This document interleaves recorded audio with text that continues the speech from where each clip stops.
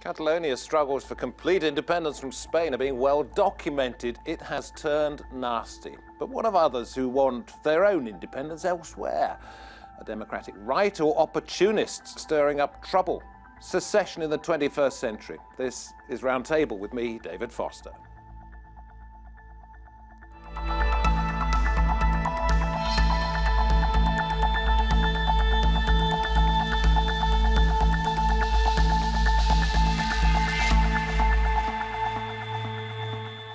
It is the act of withdrawing from a larger entity, a group or region breaking away from a power it no longer identifies with.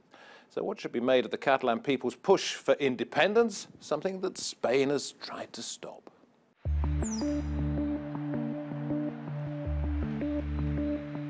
The right to self-determination. It's a debate that's existed since the modern nation-state. But what happens when a region wants independence? To break away from the legal boundaries it falls within. Catalonia's bid for secession from Spain. Todos llorando, todos sufriendo. ¿Y por qué? Solo por querer votar, por querer democracia.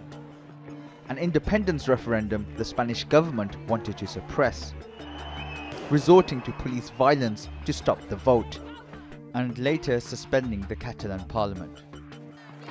It's thrown Spain into political crisis, and the Catalan people appear more determined than ever to cut ties. Across the world, similar movements have taken place with varying outcomes. But how can secession bids be managed?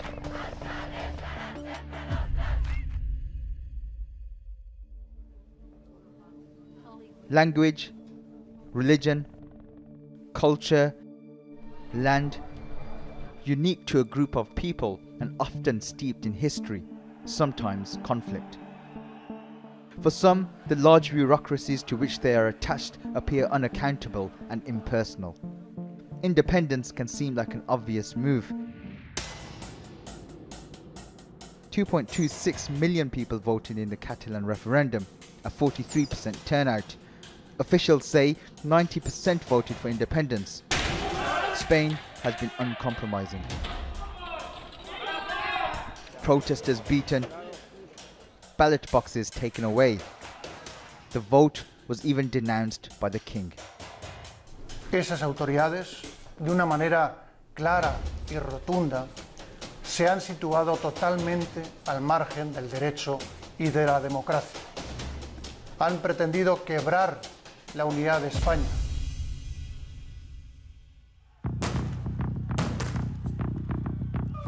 Movements for autonomy have been a feature of history, and in the current day, secession is not unique to Catalonia. From the Kurdish people seeking a state out of Iraq, Syria and Turkey, to the UK wanting to leave the EU. In Yemen, independence is being sought in the south, and Scotland may see another referendum to break away from the United Kingdom.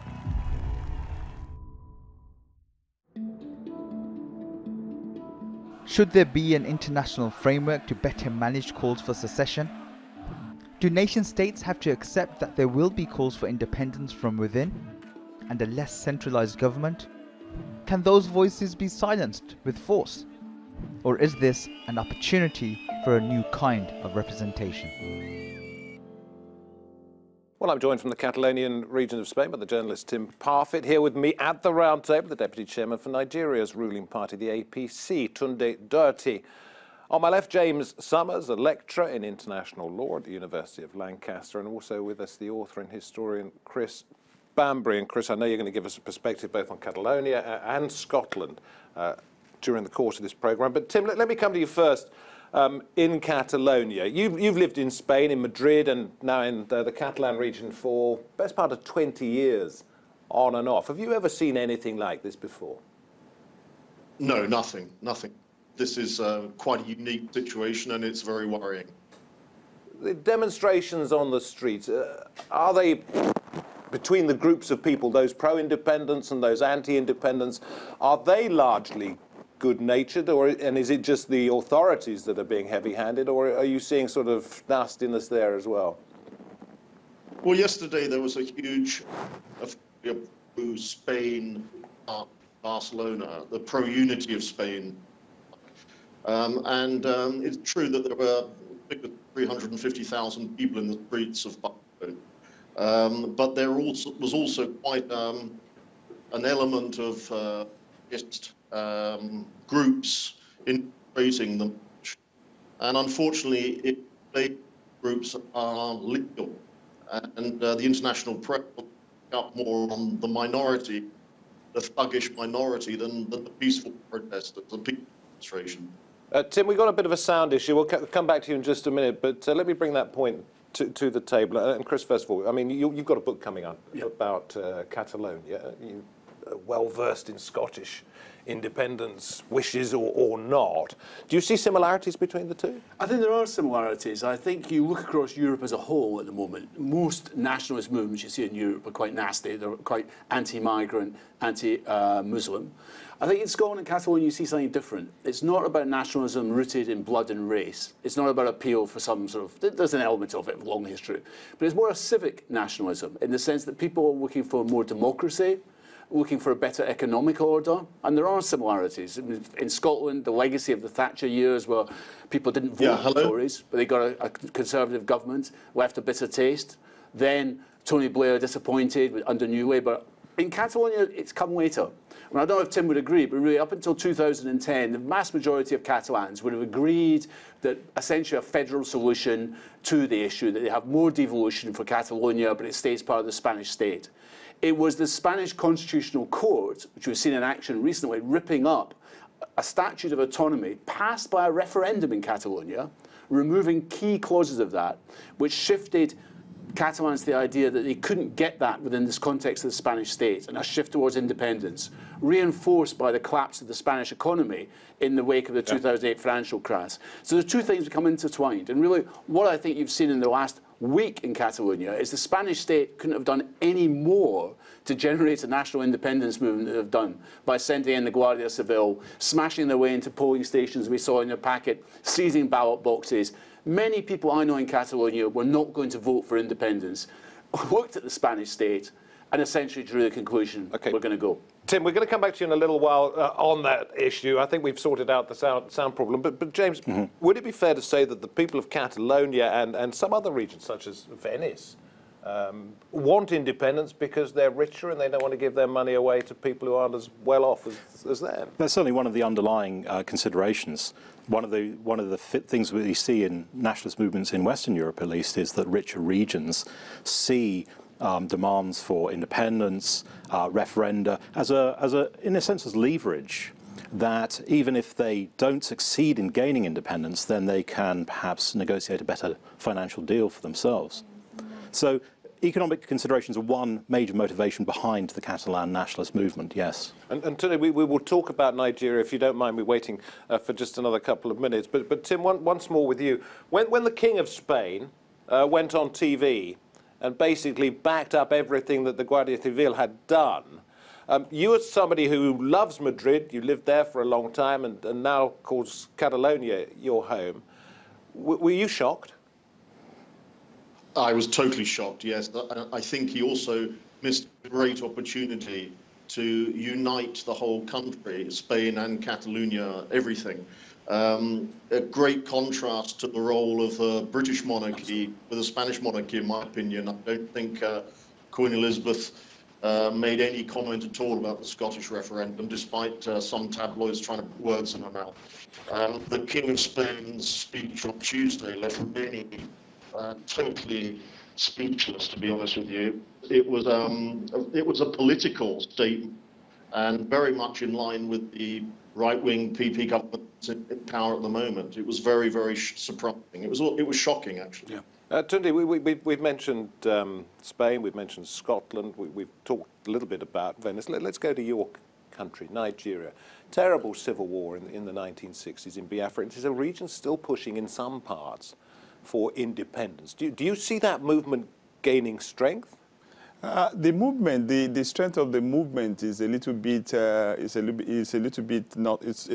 muddy because of the fact that the major political players of those regional activity are part of the government. And the way and manner people are going about it is just like somebody who is aggressive, who is not part of the system again, and thinking that, okay, I could cause a little bit of distortion to governance in itself. Because the time of the Civil War, the part that was taking, the major actor of that Civil War was part of the system. It was part of the military hierarchy. It was part of the decision-making body of the nation as at that time. So he's got all the things going for him in order to. But do you quell calls for independence in Biafra by declaring some of those actors in that state to be part of a terrorist organization, which is what your president has recently done?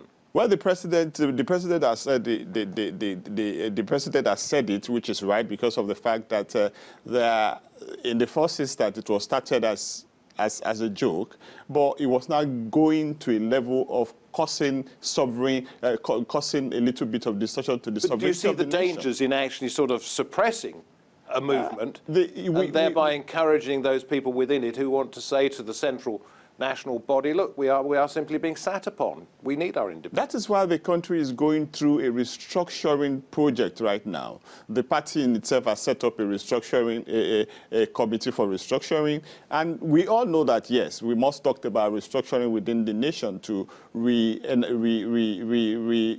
review the existence of the nation in nitty-gritty. So doing that, you must go through the organ of the democratic organ that is set, where everybody, including the Biafra agitators and everyone, has part in. They have representatives in the various organs of government. They have not even chat with those ones. They have not even opened up discussion and debate in their various House of Assemblies to connect with the political structure that is in place. You don't deny that the feeling is there in some part? The feelings are there in some part. Yes, that's very much recognized. What about the suggestion, either of you can pick up on this one, that referendums are brought in to support the narrow political demands of overbearing people and bullies rather than the people they claim to represent? I think there's differences. I mean, I think personally the Brexit referendum in here was rather caused by rifts inside the Tory party, and it was David Cameron trying to sort that with disastrous results. I think in Catalonia and to an extent in Scotland, what you've seen is grassroots pressure from below forcing the issue, and I think that's very much the issue now in Catalonia, where really the Catalan government is now being pressured by a mass movement from below, but also being pressured by the reaction of the Spanish government, the heavy-handed government within inside that. So it's caught, if you like, under those two pressures. In Scotland, to a lesser extent. So I think there's differences. And there is, of course, under United Nations legislation, as far as I'm aware, you're an expert in this, there is recognition that people do have a right to hold a referendum and peacefully, you know, as was the case in Catalonia and Scotland. And I also agree with David's point that the contrast between Scotland, whatever you think about the Cameron government, the contrast between that and Rajoy and what's happened here is like night and day. You know, there was an agreement to have a referendum in Scotland to respect the result, and it happened. It came off peacefully. Okay, this is unbelievable. You're agreeing with that. Jump in. I am agreeing with it. I mean, I think before the sound went earlier, I heard one of you saying about the repression here in Catalonia in Spain from the Spanish government is causing the independence movement to be even greater, and that's quite true. I mean, this could have been resolved 7-10 years ago, to be honest with you. It was the problem really started in 2010, when they removed the word nation from the Catalan Statute of Autonomy, and they had a referendum. They had not a referendum. They had a consultation vote about in 2007, I think it was. Excuse me, no, 2014. And the president at the time has now been banned from public office. I mean, if they'd allowed a consultation vote and just said that they weren't going to recognise it, this issue would have probably not gone away for good, but it would have been put away, swept away for another decade or so. The more repression, the more the pro-independence movement has grown, and it is just badly been managed from Madrid, terribly. Some of what we're seeing internationally, James, must be jumping on the bandwagon. But we have seen, I think I'm right in saying, second half of the 20th century, 10 referenda a year internationally. Now we are seeing 50 a year. What's going on? Okay, can I just sort of pick up on this issue about whether people can hold referenda? Now, there's no right to hold referenda. There's no right to independence under international law. There is a very narrow right that was created during decolonization, in which registered colonies called non-self-governing territories had a right to referenda and independence. But outside this very small group of territories that remain, I mean, there's only about just a dozen such territories, there is no internationally recognized right to independence. Is there a push for a change in that at all? No. No. States are very clear and that they don't want to have such a right. Now, Spain is not so unusual. The African example, I mean, Nigeria, the African countries are very, very conscious of the preservation of borders. And in fact, one of the founding principles of the African Union is that the borders of African states inherited on independence cannot be changed, except by agreement between the states concerned. And Tunde, not only Nigeria keeping a close eye on what's going on, but Cameroon as well, other countries in West Africa? Yes, definitely. Everybody is on the verge of looking at what is going on, because when we look at what is even happening in the northeast of the nation, which escalated to Cameroon and the other border of Nigeria, so there's the concern about actually policing the territorial, the boundaries of Africa, so to say, as consented within the AU. But the thing is that yes, like the Catalan issue, it comes from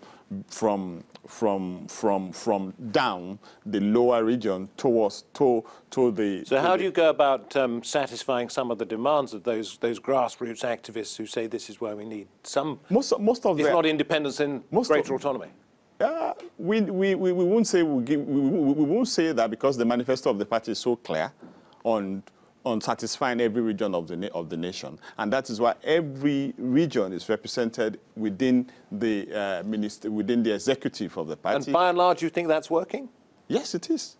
It is. Looking at the duration of the government in power is just 2 years, 3 months in power, and a lot of things has been cleared. A lot of bottleneck has been cleared. I believe that the main issue that brings about all this agitation is because of the fact that the rate at which the system was corrupt before had been reduced, and therefore going into the treasury and looting the treasury is no more there. So there's no more freedom for some of the politicians or some of the actors. So what they have to do now is to find a way to get people to disenfranchise them and tell them, look, this is not working, that is not working. To me, I believe we are supposed to do things the right way, go through the remit of the law and the Constitution, and ask for. There's nothing stopping one from saying, okay, I want to secede, or I want a freedom within the remit of the choice theory.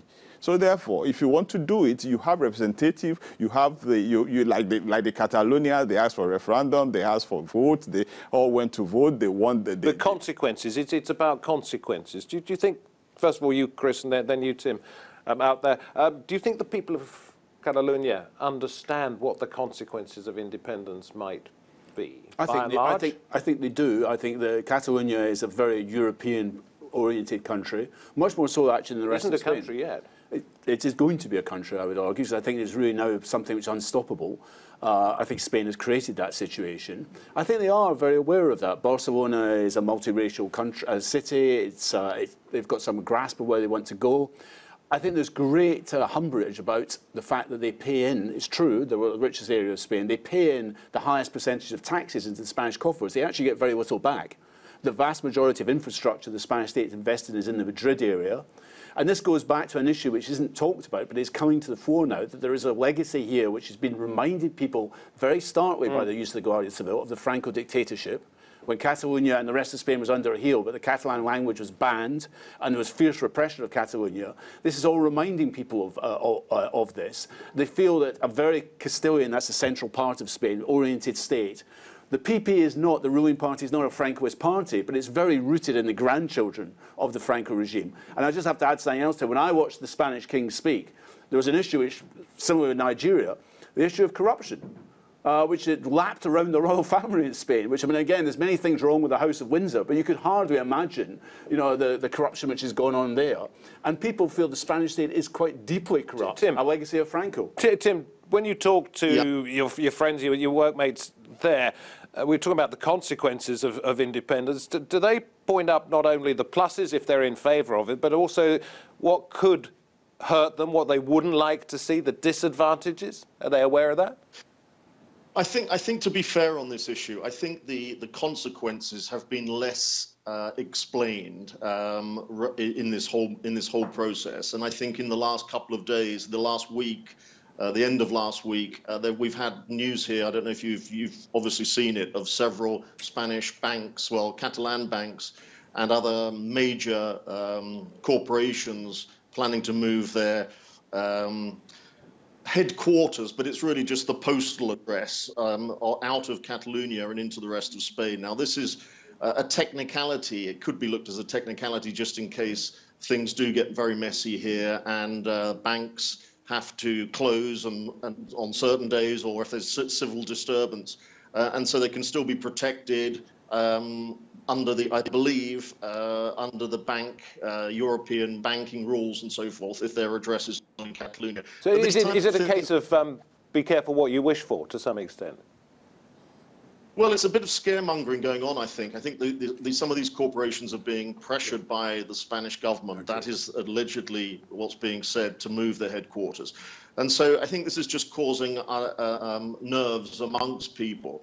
But I think it's the same, if you like, with Brexit, isn't it? I mean, the consequences, there was no plan B for Brexit for once there was a leave vote, really. I mean, nobody really, and they still don't, and they're still delaying it for 2 more years. You know, what the mechanics are going to be of actually leaving the European Union. So, Tim, sorry to jump in.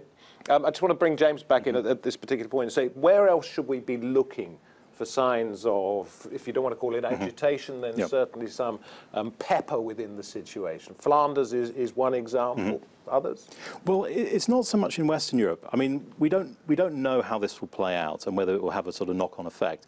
One of the sort of arguments that's always made against secession is it will have a domino effect, and that so once you let one go, then the whole lot will go. It's not necessarily Western Europe where I would see the biggest problems, but Eastern Europe. And remember, the EU now has a border with Russia. It has a lot of Eastern European countries whose borders were settled in the First World War, and many of them are quite unhappy about it. Now, it's quite possible that you might find villages in the Baltic states where suddenly people arrive and say, we're, you know, patriotic ethnic Russians, and we feel that we should vote to join Russia, in the same way that happened in Crimea after the Russians invaded the territory. So referenda are, I think, things that can be played with and can be used as tools for expansion. And I think one of the major concerns with changing the borders is that once you start changing the borders, then it's difficult to know where they're going to stop, and there could be they have been abused. Yeah, and I suppose we're talking about countries such as Brazil as well. I think there are problems there. But if you come back to Western Europe, I mean, this was a continent of smaller nation states until, what, about 150 years ago? Yeah. It's really the French Revolution which created the beginning so of the nation no surprise that state. other people are saying we want to go back to how it used to be. It was exactly, I mean, it really dates back to the French Revolution in terms of that. And Spain and Britain are rather odd because the states predate that. And they're rather unusual in terms of the context, which I think is worth putting into context. They were never quite nation states in that way. You look at France, it's got a very centralised model, and that's why they're quite hostile to both Scottish independence and Catalan independence, because they've got that Jacobin tradition. Germany to a lesser extent, but I think there's a big difference, and I think former Yugoslavia, we're not talking about redrawing boundaries here in either the case of Catalonia or in Scotland. I mean, there is an issue in Catalonia about other territories, but no one is really suggesting we're going to reconquer bits of France which are Catalan-speaking. You want to add something here, Tunde? Yes. What I will say is that definitely rather than getting secede, I think the best thing nations should do, or smaller nations should do, calling for freedom, I believe, is for them to ask for better negotiation with the main body of governance. And it's always good to live because the world itself is a global village. Everybody lives and can attract anything at any time. I believe when we bring agitations in, we must, best of all, realize the fact that the future of those that are coming behind are very, very important. I'm going to just ask Tim, since he's in Catalonia, for the last word. We're going to have a meeting of the Regional Assembly, or Catalonia is on Tuesday. Do you see any way the heat can be taken out of this situation? Briefly, if you will. Well, it's a key. Tomorrow's a key day, David. He's going to meet. They wanted to meet today, but they've actually been. The court have banned the Catalan Parliament from meeting on Monday. So he's managed to say that he wants to make a statement to the House Catalan Parliament tomorrow. It's all key. Whether he declares unilateral independence or not, I don't think he will. I think. I don't personally as well. I don't think he should. I think they need to diffuse the situation. Madrid are threatening the Article 155, so it's either one or the other. If he does declare unilateral independence, then Madrid will basically take over control of Catalonia, and that's a very worrying situation. Okay, Tim, everybody, thank you very much indeed. We didn't even get into the deeper discussion about why the European Union has stood steadfastly by Spain, but I suppose to some extent that is rather obvious. To leave or not to leave, that has been the question, whether we've provided any answers or not. I'm not entirely sure, but contentious at least it certainly is, to quote Clement Attlee, one of Britain's post-war prime ministers. Referenda and independence, the device of demagogues and dictators. You may disagree with that. That's entirely your opinion. This has been our opinions here on Roundtable. From me, David Foster. Thanks for watching. Bye-bye.